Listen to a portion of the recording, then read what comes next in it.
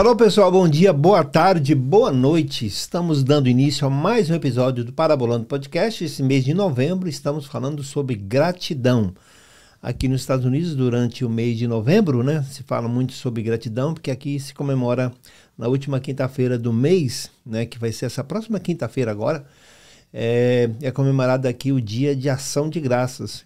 Então nós escolhemos falar nesse mês de novembro sobre gratidão, é um assunto muito importante, né, pastor? A gratidão, ela abre portas, e hoje nós vamos falar de algo bastante interessante. Nós vamos falar também de janela, né? Uma peça, né, de uma casa, assim como portas, que são entradas. A janela entra sol, né? Entra a brisa. Você vê, né, a janela, você vê pessoas, você vê o mundo. Paisagem, horizonte, inclusive, né? tem até um programa que chama-se Windows, né? Que você clica numa janela, né? E abre várias outras janelas. Então, nós vamos falar sobre isso hoje, né?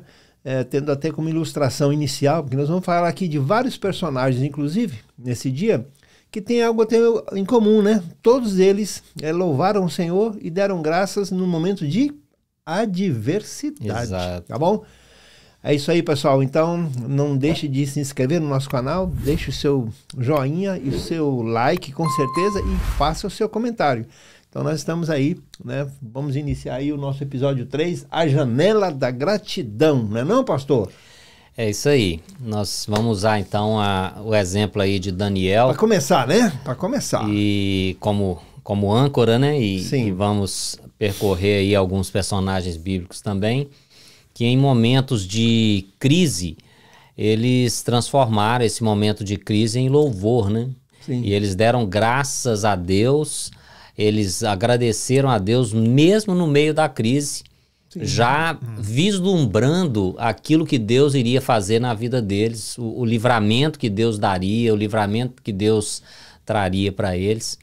Então, foi exatamente isso que eles fizeram, né? E é isso que a palavra ensina para a gente a fazer também, né? A gente acaba que no meio de uma crise, no meio de uma adversidade, o normal da gente, né? Sim. A inclinação da gente é a gente reclamar, né? A gente, às vezes, até murmurar, mas a palavra ensina pra gente que a gente precisa dar graças, né? E entender que Deus é soberano e Ele usa eventos ruins e eventos bons. Com certeza. Tanto um quanto o outro. Sim. Ele usa para um fim maior, para um plano maior, e que muitas vezes a gente não entende naquele momento. Mas Deus usa tudo isso para que essas coisas, como Paulo fala, escrevendo aos Romanos, essas coisas cooperam para o bem daqueles que amam ao Senhor. Sim. Então, a gente precisa crer na palavra, né, e viver a palavra. Então, no caso, hoje aqui seria praticamente o tema principal, seria transformando crise num momento de louvor. Exato. Daniel, então, lá em Daniel 6... o capítulo 6, o verso 10, a palavra fala assim: quanto a Daniel, logo que soube que a escritura estava assinada, um decreto havia sido assinado, né? Sim. Entrou em sua casa e 3 vezes no dia se punha de joelhos e orava, e dava graças diante do seu Deus, como também antes costumava fazer. Tem entre parênteses aqui, nessa tradução, nesse versículo, assim: ora, tinha o seu quarto janelas abertas da banda de Jerusalém. Isso. Então, isso é o ponto aí, né? Um ponto bem interessante da gente perceber também. Mas o que aconteceu aqui? Esse episódio, na verdade, esse capítulo 6, né? Ele trata de quando Daniel foi jogado na cova dos leões. Eles fizeram então uma armadilha, né? Uma artimanha lá para incriminar Daniel, porque ele orava a Deus. Sim. E eles sabiam dessa prática que ele tinha, e ele orava, né, com os olhos voltados para o lado, né, que estava Jerusalém, estava na Babilônia nesse momento. Sim. Mas os judeus, eles tinham o costume de orar voltados para Jerusalém, né? Se a gente voltar lá no livro de Crônicas, Crônicas 7:14, 1 Crônicas 7:14, a gente vai ver que filho de Davi, o rei Salomão, ele inaugura o templo, ele ora a Deus pedindo que as orações que fossem feitas ali naquele templo fossem ouvidas. Sim. E Deus, ele responde favoravelmente dizendo, olha, eu ouvirei do céu as orações que se fizerem neste lugar. Então, diante disso, os judeus, então, no cativeiro, eles oravam voltados para Jerusalém. E porque eles criam nessa promessa de Deus, né? De que naquele lugar, naquele templo ali, de fato, quando as orações eram feitas ali, Sim. Deus respondia. E Daniel tinha essa rotina de oração.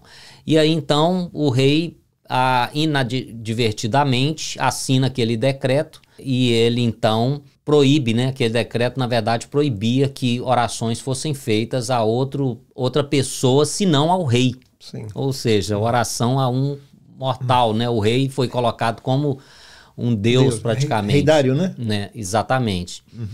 Então, Daniel, ele continuou fazendo aquilo que ele fazia, né? Uau. Ele continuou, independente do decreto, ele continuou com a sua rotina de oração 3 vezes ao dia, voltado para Jerusalém.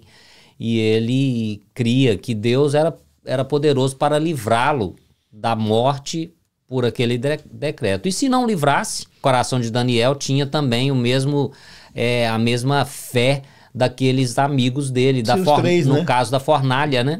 Se ele vai livrar nós ou não? No caso da fornalha foi um outro caso na Babilônia também, com outro rei, mas eles falaram, né? Ananias, Misael e Azarias, né? Sim. Aqueles que foram para o cativeiro junto com Daniel, eles disseram, olha, rei, se o nosso Deus quiser nos livrar da fornalha, ele pode. Mas se ele não nos livrar, de qualquer maneira, nós não vamos nos prostrar diante da imagem, porque isso vai contra a nossa crença, vai contra a nossa fé. Então, é isso, né? Daniel tinha o coração grato, Daniel sabia que Deus poderia livrá-lo, e Daniel confiava na soberania de Deus, né? Assim como seus amigos. Então, isso ensina para nós, né, que a nossa gratidão e a nossa confiança, né, elas precisam estar direcionadas para o nosso Deus. Para a direção certa, né? Para a direção certa, né? E falando em direção certa, aqui no caso, né, é que Daniel não agradeceu olhando para a Babilônia, ele agradeceu olhando para Jerusalém. Então, exato. Babilônia norte, Jerusalém sul. Quer dizer, são opostos, né? Exatamente. Então, para onde está direcionada, né? Ele não olhou, né, para o decreto de morte, nem para os inimigos que estavam espionando ele. Ele orou o quê? Direcionado para Jerusalém. O problema está aqui e ele olhou para a solução do problema que está. Exato. Isso faz a gente lembrar de Pedro, né? Olhando para Jesus naquela tempestade, né? Sim. Enquanto ele estava olhando para Jesus, ele estava caminhando sobre as águas. Quando ele olhou para a água, olhou para o problema, olhou para a dificuldade, começou a afundar, né? Sim. Então, é como a gente estava comentando, né, em off antes da gravação, que às vezes a gente tem mais facilidade de olhar para as dificuldades, né? Sim. Olhar para os problemas, olhar para as frustrações, né?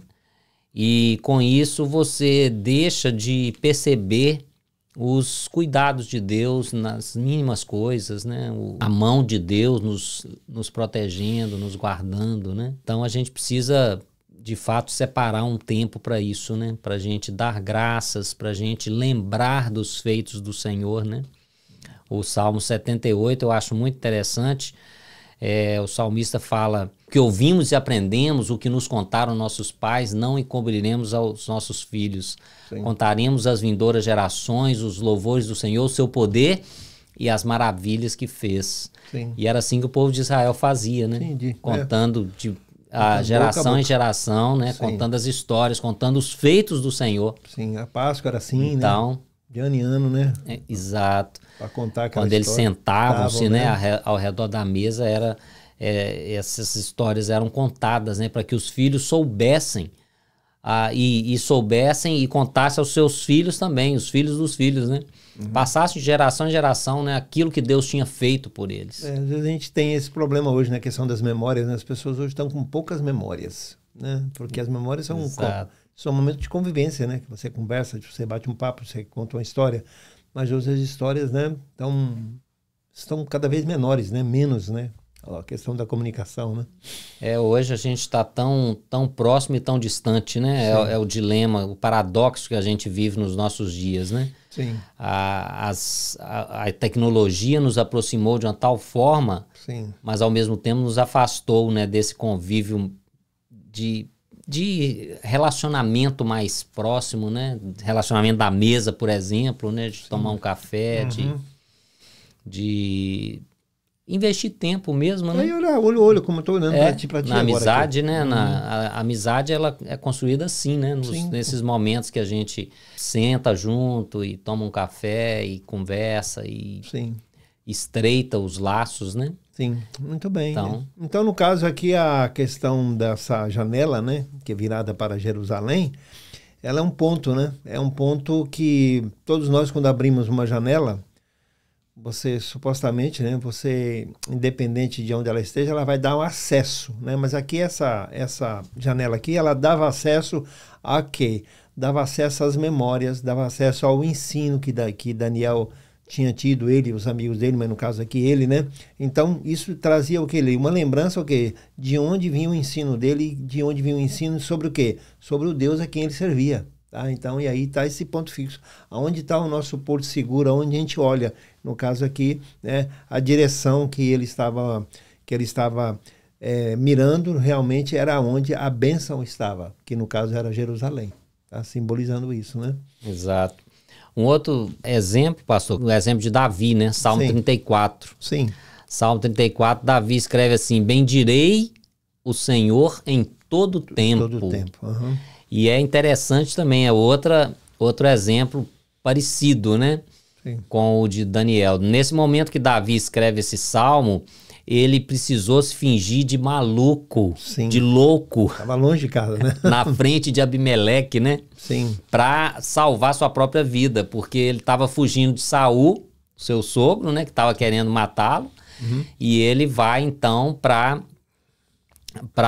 buscar abrigo com os filisteus e esse rei então, quando ele chega lá, Davi chega lá, ele percebe que o rei não estava com bons olhos para ele também não. E agora? Por então ele se finge de maluco, baba e uma coisa até assim, hilário, bizarro, né? Cômico até. O rei Davi, né?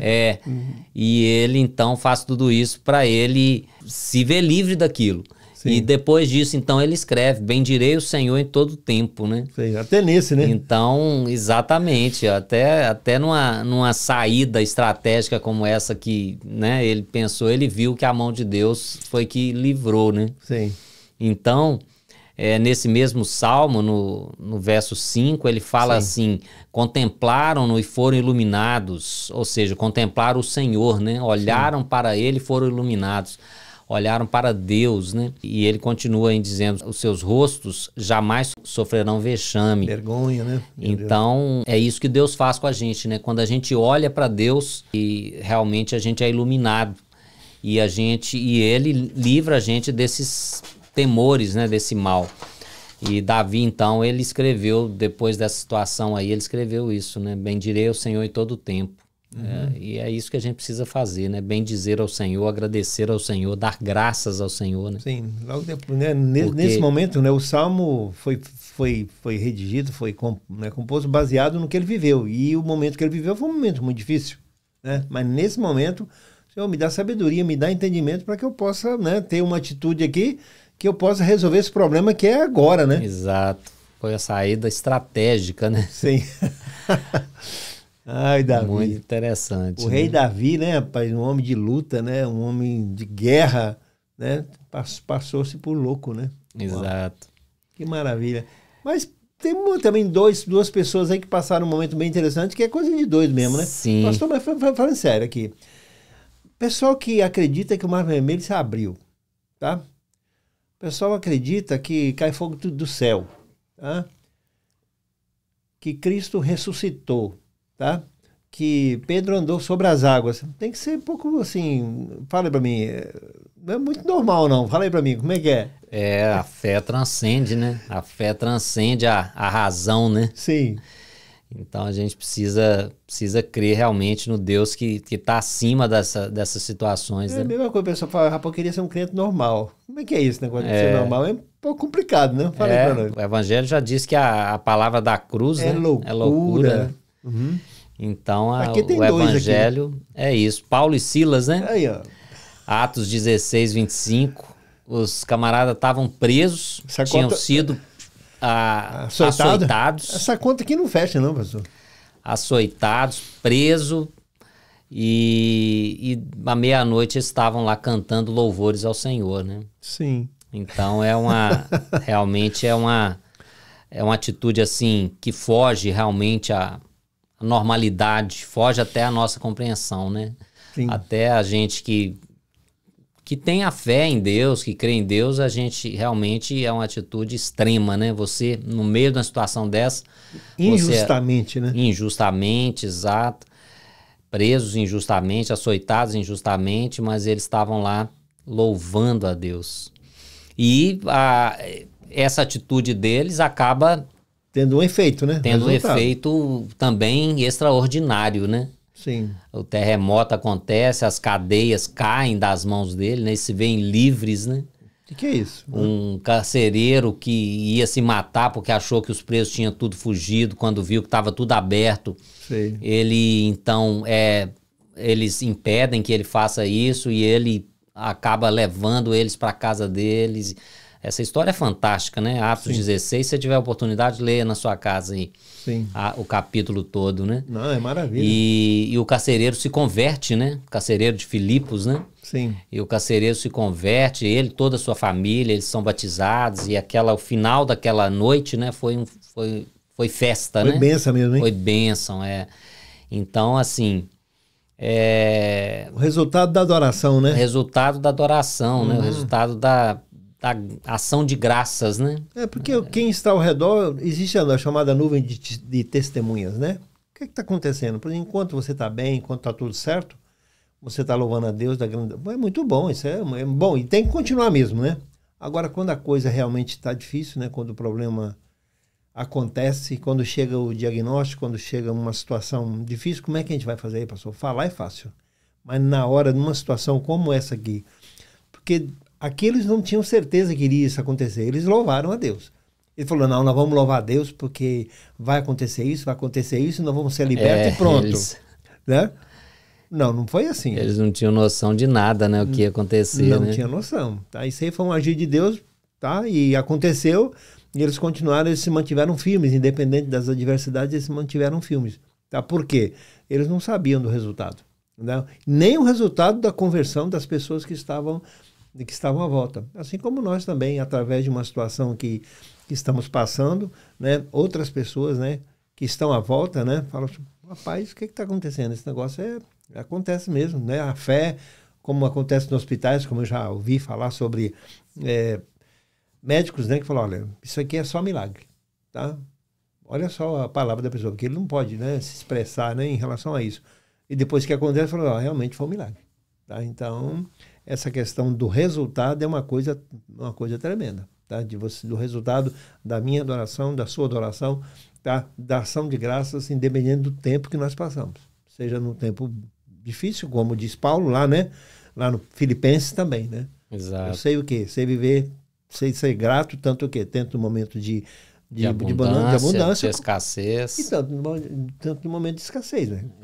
Então isso é... Foi também a oração de Abacuque, né? Sim. Ainda que, né? A figueira não floresça. Né? A oliveira não deu seu fruto. Gente, é né? provisão, em todas as alimento. Não haja vaca nos currais. Sem leite, queijo, né? Sustento. Né? Mesmo assim... Todavia eu me alegrarei no Senhor. Mas para ele chegar nessa condição, o que aconteceu antes, né? Abacuque se contendeu, né? Falou com o Senhor, né? Ele tinha colocou as questões que ele tinha no coração para Deus. Né? Ele derramou o coração, né? Diante de Deus, né? Sim. Porque o momento realmente era um momento terrível que Israel estava passando, né? Sim. Mas Deus responde para ele, né? Opa. Deus responde para ele e ele então pode fazer essa oração com essa tamanha fé, né? Certo. Ainda o que aconteça, eu vou me alegrar no Senhor, porque eu sei que o Senhor vai trabalhar nisso tudo, né? E um outro exemplo ainda que a gente poderia citar é o exemplo de Jó, né? Isso aí é... Jó, capítulo 1. Meu Deus. Jó, capítulo 1, quando a gente lê ali a primeira parte ali, né? A segunda sessão, né? Do capítulo 1 em diante.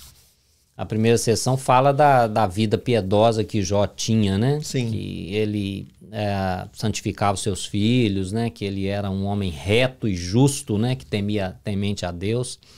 E depois, na sequência, vai falar sobre as perdas, né? Que começaram na vida dele, né? Começou a perda com os rebanhos, né? Com as posses. Depois a perda passou para os filhos, né? A família. E depois a perda vai para a sua própria saúde, né? E a coisa só vai assim. Ladeira abaixo mesmo. Ladeira abaixo, né? De mal a pior, né? E em tudo isso, né? Jó tem uma fé assim... Até a mulher dele chegou e falou um negócio, né? Exato, até a própria mulher fala com ele, rapaz, a sua vida tá acabada. Você pode amaldiçoar Deus e morrer. Sim. Era o pensamento dela, né? Sim. E ele fala, não vou fazer isso, eu recebi o bem de Deus e não receberia também o mal, né? Sim. Ele era o entendimento de Jó, né? Sim. Naturalmente, naquele momento, ele pensava que esse mal vinha de Deus e indiretamente, né? Deus permitiu que aquilo viesse, né? Não que Deus tenha feito, mas Deus permitiu que Satanás fizesse aquilo para mostrar que o servo Jó era um servo fiel, né? Então, o exemplo de Jó, ele é assim, uma coisa tremenda, né? No meio dessas perdas todas, ele sabia para onde ele estava olhando, né? Sim. Ele sabia para qual janela ele estava olhando, né? A janela da fé em Deus, da fé que ele tinha de que Deus estava trabalhando em tudo aquilo e que, ainda que ele não recuperasse nada do que ele tinha, ele já era grato a Deus. Já ficou firme por ali, né? Porque Deus havia sido tão generoso para com ele, né?